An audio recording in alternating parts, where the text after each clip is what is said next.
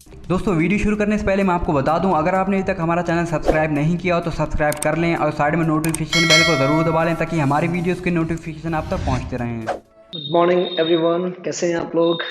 मैं गुरसेवक सिंह, आपका physics lecturer, आपके सामने आया हूँ फिर एक नई वीडियो के साथ। और इस बार ये पर्टिकुलर वीडियो होगी 11th क्लास के लिए। तो उम्मीद करता हूँ आप लोगों ने कॉपी पेन अपने हाथ में रखा हुआ है ताकि आप नोट्स बना सकें, ठीक है। और उम्मीद ये भी करता हूँ कि पिछला सारा जो भी पर्टिकुलर काम आपको दिया था आप लोगों ने बड़ी ईमानदारी से करा हुआ है। तो आते हैं, शुरू करते हैं एक नई वीडियो के साथ। तो ये पर्टिकुलर आज की जो वीडियो होगी ये होगी एक्सेलरेशन के ऊपर, ठीक है। तो क्या होता है एक्सेलरेशन, व्हाट इज एक्सेलरेशन।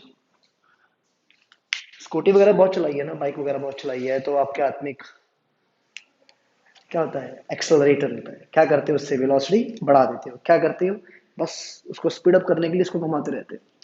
तो आप बेसिकली क्या प्रोवाइड करवा रहे हो अपनी गाड़ी को, एक्सेलरेशन प्रोवाइड करवा रहे हो with the help of accelerator. अब एक्सेलरेशन बेसिकली क्या करता है, पर यूनिट टाइम में वेलोसिटी को बढ़ाने का काम करता है। और वही पर्टिकुलर वेलोसिटी क्या करती है, डिस्टेंस कवर करती है। ऐसे कुछ होता है। तो यहाँ पर सिंपल सी भाषा में क्या लिख सकता हूं कि acceleration will be equal to change in velocity, change in velocity upon time taken, ठीक है। क्या हो सकता है, चेंज इन वेलोसिटी। अगर वेलोसिटी चेंज हो रही है बॉडी के अंदर तो ऑटोमेटिकली क्या हो रहा है, उसमें एक एक्सेलरेशन हो रहा है। वेलोसिटी डिक्रीज हो रही होगी तो रिटार्डेशन, वेलोसिटी इंक्रीज हो रही है तो एक्सेलरेशन। तो it depends upon the factor see कि वेलोसिटी बढ़ रही है या कम हो रही है।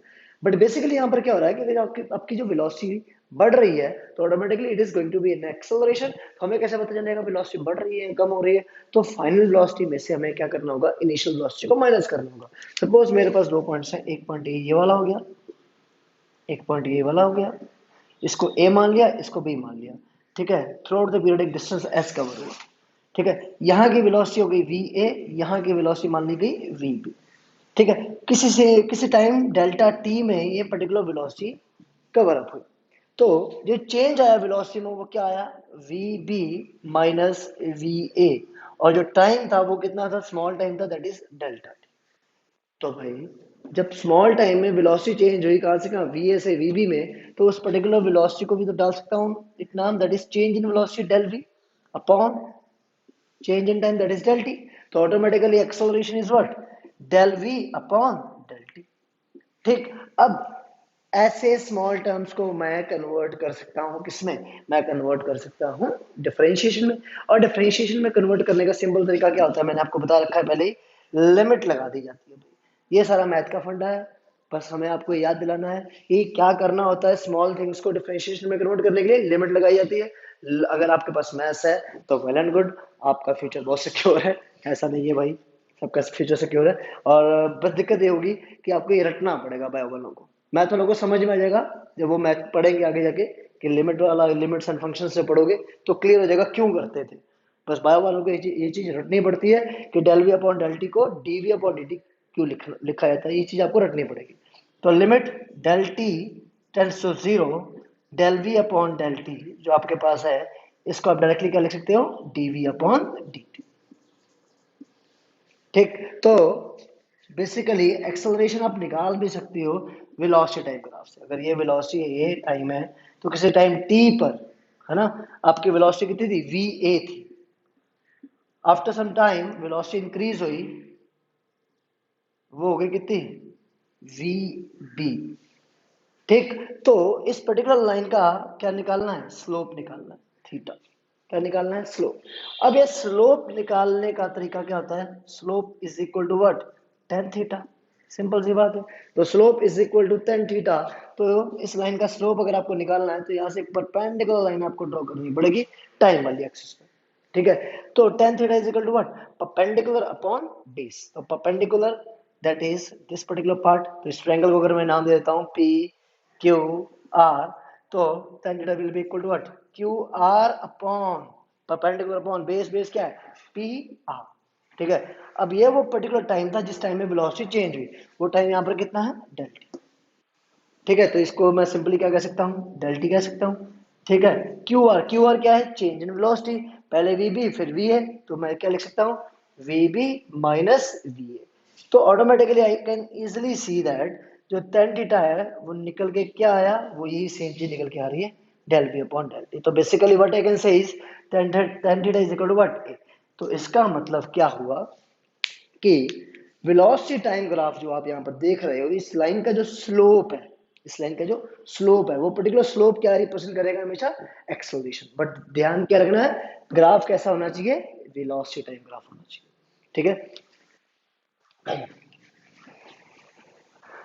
भाई, ऐसे बहुत से केसेस आएंगे यहाँ पर। ठीक है, जरूरी नहीं है हमेशा आपकी जो वेलोसिटी है वो through out the period continuously बढ़ रही हो सकता है आपका जो एक्सेलरेशन है वो नॉन यूनिफॉर्म हो, कभी बढ़ जा रहा है और कभी आपका कम हो जा रहा है। ठीक है, तो इन सच केसेस क्या करना होगा, आपको हर एक केस में टेंजेंट ड्रॉ करके उसका स्लोप निकाल लेना है। ठीक है, अब एक्सेलरेशन पॉइंट ऑफ व्यू अगर आपको ध्यान में रखना है तो एक पर्टिकुलर पार्ट 9th क्लास में पढ़ाया गया था। तो वो 9th क्लास में जो पढ़ाया गया था वो था इक्वेशन ऑफ मोशंस। ठीक है, तो इक्वेशंस ऑफ मोशंस कितने टाइप्स की होती हैं भाई, हाँ बिल्कुल सही सोच रहे हो, 3 टाइप्स की। बट 11th में आ गए हो तो थोड़ा सा बढ़ के पढ़ाएंगे। तो बढ़ के क्या पढ़ाएंगे सर, 4 इक्वेशंस ऑफ मोशंस। हाँ सीरियसली, हमने 3 पढ़ी है ना, पर होती 4 है, देखना कैसे। पहली पहली इक्वेशन ऑफ मोशन है v is equal to you plus A t, सुनी सुनी है ना, कोई दिक्कत नहीं। फिर दूसरी दूसरी होती है s is equal to U T plus half A T square. अच्छा, इसका सीक्वेंस बड़ा जरूरी है भाई, याद रखना कि पहली equation of motion v is equal to you plus A T होती है, दूसरी equation of motion s is equal to U T plus half A T square ही होती है। ठीक है, तीसरी v square minus you square is equal to 2as। ठीक है, और चौथी चौथी इक्वेशन ऑफ मोशन क्या है, s nth is equal to u plus A by two N minus one. ठीक, ये इक्वेशन ऑफ मोशन आपने कभी नहीं सुनी होगी, बट 11th क्लास में आप लोगों को ये पढ़ने को मिलेगी। तो इस इक्वेशन ऑफ मोशन में बेसिकली क्या होता है, बॉडी एक डिस्टेंस कवर करते हैं किसी भी nth सेकंड में। nth मतलब बोले तो कोई भी पर्टिकुलर सेकंड की का जो डिस्टेंस होगा वो ये इक्वेशन ऑफ मोशन पता कर लेती है। तो यहाँ पर n क्या है, वो पर्टिकुलर सेकंड, वो सेकंड हो सकता है, थर्ड सेकंड हो सकता है, फोर्थ हो सकता है, फिफ्थ हो सकता है। सपोज वो फिफ्थ सेकंड है तो इक्वेशन ऑफ मोशन आपने लगानी है फोर्थ वाली, n की वैल्यू को 5 पुट कर देना है, उस पर्टिकुलर मोशन का एक्सेलरेशन पता होना चाहिए, उसकी इनिशियल वेलोसिटी पता होगी, तो ऑटोमेटिकली फिफ्थ सेकंड का एक्सेलरेशन आपको मिल जाएगा। ठीक है, तो ये 4 इक्वेशंस ऑफ मोशंस हैं जो आपको पढ़नी है। ठीक है, इन्हीं 4 इक्वेशंस को आप लोगों ने क्या करना है, डिराइव भी करना है। कैसे, ग्राफिकली भी डिराइव करना है और कैलकुलस से भी डिराइव करना है। कैलकुलस बोले तो मैथमेटिकली, मैथमेटिकली कैसे डिराइव करेंगे, तो वो डिफरेंशिएशन और इंटीग्रेशन का फिनोमेना आप यूज करोगे, उसके थ्रू आप इसको डिराइव कर दोगे। ठीक है, तो भाई पहला काम करते हैं, इसको ग्राफिकली ड्राइव करते हैं। ठीक है, तो ध्यान दीजिएगा, पहली equation of motion v is equal to you plus A t को ड्राइव करना है। ठीक है, ग्राफ वी टी का ही यूज होगा, हमेशा ध्यान रखना। तो वेलोसिटी टाइम ग्राफ, ठीक, थोड़ी देर पहले बनाया था वेलोसिटी टाइम ग्राफ, साफ दिख रहा है, ये होता है। ठीक है, इस वेलोसिटी टाइम ग्राफ में ये होगी आपके पास किसी टाइम टी पर वेलोसिटी, उसको नाम दे दिया हमने इनिशियल वेलोसिटी। तो इसका मतलब यहां से लेके यहां तक की जो वेलोसिटी है वो इनिशियल वेलोसिटी है u। ठीक, किसी टाइम t के बाद और वेलोसिटी हो जाती है v, कितनी हो जाती है, v वेलोसिटी। ठीक, अब यहां से कंस्ट्रक्शन करना पड़ेगा और एक ट्रायंगल बनाने के लिए इस लाइन को ड्रॉ करना पड़ेगा। ठीक है, तो ट्रायंगल को नाम दे दिया पी क्यू आर। ठीक है, पी क्यू आर आपके पास ट्रायंगल आ गया, और इस ट्रायंगल में ये आपके पास है थीटा, थीटा बोले तो स्लोप, स्लोप आपको यहाँ पर पता करना है। तो स्लोप का फॉर्मूला थोड़ी देर पहले मैंने बताया था, स्लोप क्या होता है, टेन थीटा होता है। ठीक, तो tan theta is equal to, तो इसमें क्या है, ये Q R upon upon base क्या है, पी आर। ठीक, तो क्यू आर की जो वैल्यू होगी वो क्या होगी, ये पर्टिकुलर वैल्यू अगर आपको पता करनी है तो क्या करना पड़ेगा, v में से u को माइनस करना पड़ेगा। तो v माइनस यू अपॉन, ठीक है, पी आर क्या है, पी आर आपके पास टाइम है, तो नीचे आ गया टाइम। बट बेसिकली स्लोप क्या होता है, स्लोप तो होता है एक्सेलरेशन। तो इसका मतलब वे एज tan theta is equal to acceleration a, और साथ में साथ tan थीटा क्या होता है, v minus U upon T, तो ध्यान से देखो, यहां से क्या मिला आपको, v minus u is equal to a t, और क्या लिख सकता हूं, v is equal to you plus A t. तो सिंपली आपने क्या कर दिया, पहली इक्वेशन ऑफ मोशन को डराइव भी कर दिया, सिंपल। ठीक है, दूसरी इक्वेशन ऑफ मोशन है s is equal to U T plus half A T square. ठीक, एक वीडियो मैंने पोस्ट करी थी knowledge coming out of graphs वाली, है ना, तो उसमें मैंने आपको बताया था वेलोसिटी टाइम ग्राफ को अगर आपको एरिया पता है ना, तो उस एरिया के थ्रू आप क्या पता कर सकते हो, उसका डिस्प्लेसमेंट भी पता कर सकते हो। ठीक, तो यहाँ पर ये पर्टिकुलर जो आपको ये दिख रही है, ये आपको जो ग्राफ दिख रहा है, इस ग्राफ का अगर मुझे एरिया पता चल जाए तो मैं उसका डिस्प्लेसमेंट पता कर लूंगा। ठीक है, तो एरिया अगर मुझे इसका पता करना है, ये P Q R, इसको नाम दे दिया S, इसको नाम दे दिया T, तो area of P Q S T, तो अगर इसका एरिया मुझे अगर पता करना है तो एरिया बेसिकली क्या है, ट्रेपेजियम है। ठीक, यहां इसको कह सकता हूं एक ट्रायंगल और दूसरा रेक्टेंगल। ठीक, तो क्या कर सकता हूं मैं यहां पर, area of triangle plus area of rectangle, दोनों को ऐड कर दूं तो टोटल एरिया मिल जाना है, तो टोटल डिस्प्लेसमेंट मिल जाएगा। तो जो पर्टिकुलर एरिया होता है वो शो करता है क्या, डिस्प्लेसमेंट। तो उसको तो मैंने पहले क्या लिख दिया, एस लिख दिया। ठीक है, ये ऑलरेडी आपको पता है कि एरिया अंडर वीटी ग्राफ होता क्या है, डिस्प्लेसमेंट होता है। ये फिर से बताने की जरूरत नहीं है क्योंकि पिछली वीडियो में मैं बता चुका हूं। तो area under VT graph is equal to what, displacement. तो displacement S is equal to, तो एरिया ऑफ ट्रायंगल, देखिए एरिया ऑफ ट्रायंगल क्या होगा, हाफ बेस इनटू हाइट। ठीक, और एरिया ऑफ रेक्टेंगल है, तो एरिया ऑफ रेक्टेंगल नीचे वाला क्या होगा, लेंथ इनटू ब्रेड्थ। ठीक है, लेंथ कितनी है, लेंथ इसकी है टी आर। ठीक है, और ब्रेड्थ कितनी है, ब्रेड्थ इसकी है एस टी। ठीक है, सॉरी एस टी कह रहा हूं, एस आर।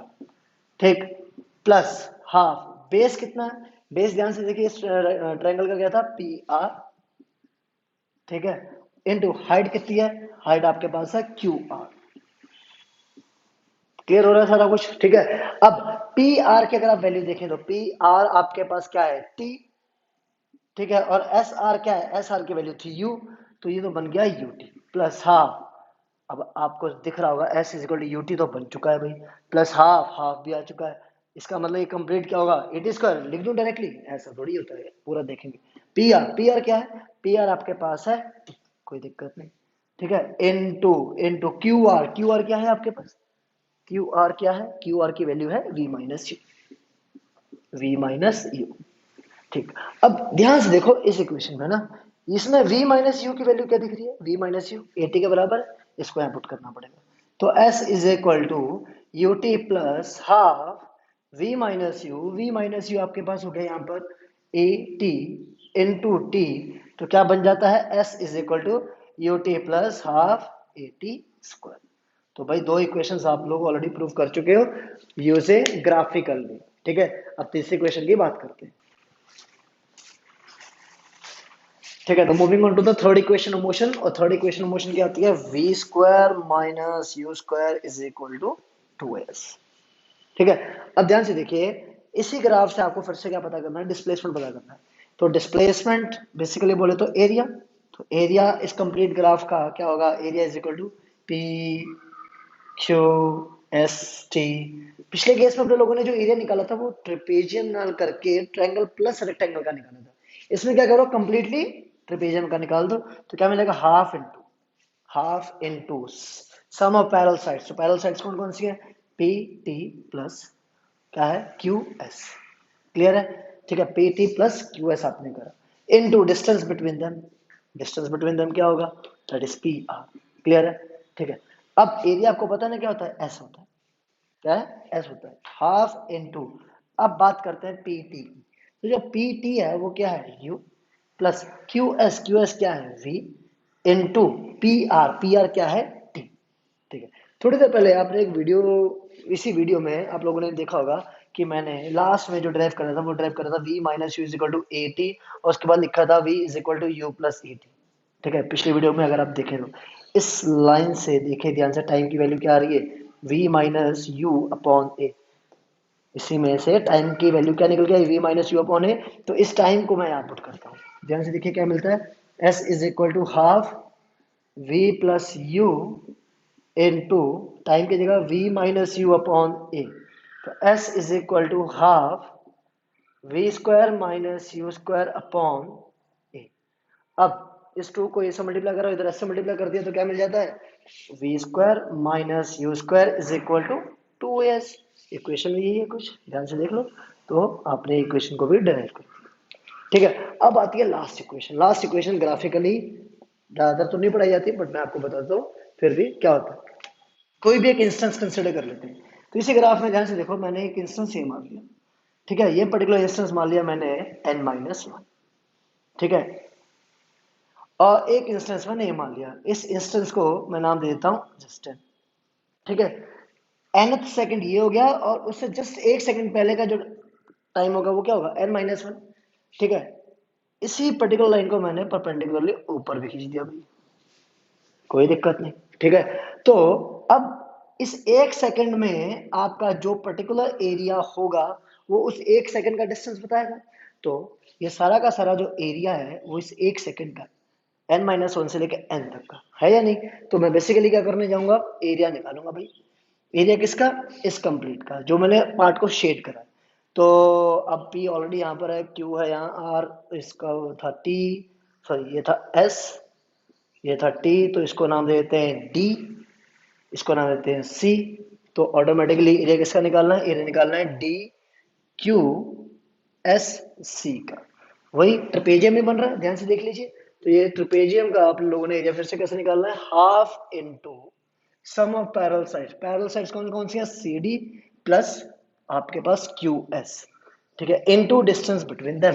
तो डिस्टेंस कितना है, ये दोनों के बीच में डिस्टेंस देखिए सी एस, ठीक है। तो आपने यहाँ वैल्यू लगा दी सी एस की। एरिया क्या होता है, एस होता है, इसको पहले पुट कर दो, ठीक है। हाफ हाफ इनटू, अब सी डी की वैल्यू, सी डी आपके पास क्या था, ये कंप्लीट डिस्टेंस है ना, ठीक है। तो ये n माइनस वन पर जो एक पर्टिकुलर वैल्यू होगी वेलोसिटी की, उसको नाम दे दिया हमने वी एन माइनस वन। क्या नाम दे दिया, वी एन माइनस वन, ठीक है। nth सेकंड पर जो वेलोसिटी होगी उसको हमने नाम दे दिया वी एन, ठीक। तो सी डी की जो वैल्यू होगी वो होगी वी एन माइनस वन, ठीक है, प्लस क्यू एस की जो वैल्यू होगी वो होगी v n into c s. C s बोले तो क्या है, ये टाइम का डिफरेंस। तो कितना होगा, ये टाइम होगा n में से क्या माइनस करना पड़ेगा, n माइनस वन। तो ये प्लस का वन हो जाता है, n से n कैंसिल हो गया, तो क्या बचता है, half v n minus one plus v n. कोई दिक्कत नहीं, ठीक है। अब आपको क्या करना है, वी एन माइनस वन और वी एन की वैल्यूज लगानी है। अब एक बार बताइए, v इज इक्वल टू क्या होता है, u प्लस ए टी होता है, हाँ या ना, बिल्कुल, ठीक है। तो यहाँ से वी एन माइनस वन में से आपने क्या करना है, v की वैल्यू लगानी, वी एन माइनस वन की वैल्यू लगानी है, और वी एन की वैल्यू लगानी है। भाई दोनों के लिए u तो सेम ही रहेगा, तो वी एन माइनस वन की जो वैल्यू बन सकती है वो क्या बन सकती है, u प्लस ए टाइम कितना, n माइनस वन, ठीक है। वी एन के लिए वैल्यू क्या होगी, u प्लस ए इंटू टाइम कितना, n। इन दोनों वैल्यूज को आप इसमें पुट कर दीजिए, तो s की वैल्यू क्या बन जाती है। अब ये s बेसिकली कौन सा, एक पर्टिकुलर सेकंड का s है, इसको आप sn से रिप्रेजेंट करेंगे। तो sn is equal to v n minus one की वैल्यू क्या हो गई, u plus A n minus a, ठीक। तो आपने वी एन की वैल्यू को यहाँ पुट करा हुआ है, हाफ आपका ऑलरेडी था, इस हाफ को आप बाहर ही लगाइए, ठीक है। और फिर आपने लगाया प्लस, प्लस क्या है, वी एन, वी एन की वैल्यू क्या है, u प्लस ए एन, ठीक है। तो ये आपने वी एन की वैल्यू लगा दी।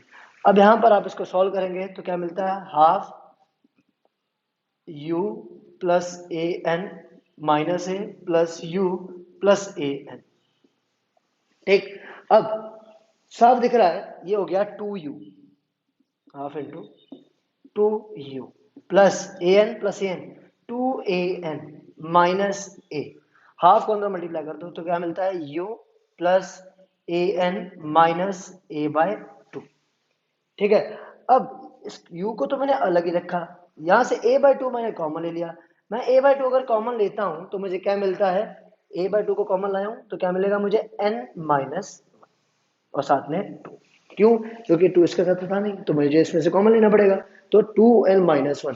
तो ये पर्टिकुलर जो इक्वेशन आई है किसके लिए आई, एक सेकंड के लिए। आप थोड़ा सा सोच के देखिए पीछे, मैंने जो चौथी इक्वेशन मोशन लिखवाई थी वो कुछ ऐसी ही थी, S N is equal to you plus A by two two N minus one. तो automatically we have proved all the four equations of motions by graphical method। अगली वीडियो में मैं डिराइव करवाऊंगा इसको कैसे, कैलकुलस से, और उसके अगली वीडियो में मैं आपको दूंगा बड़े अच्छे से न्यूमेरिकल्स जो आपको पूछे जाते हैं। ठीक है, 6-7 न्यूमेरिकल्स होंगे उसमें, उसके बेसिस पर और न्यूमेरिकल्स आप खुद ट्राई करेंगे। बट अभी के लिए ग्राफिकल पॉइंट ऑफ व्यू जो आपकी इक्वेशंस है ये बहुत इंपॉर्टेंट है, ये आती है। ठीक है, तो होपफुली आपको क्लियर हुई होंगी।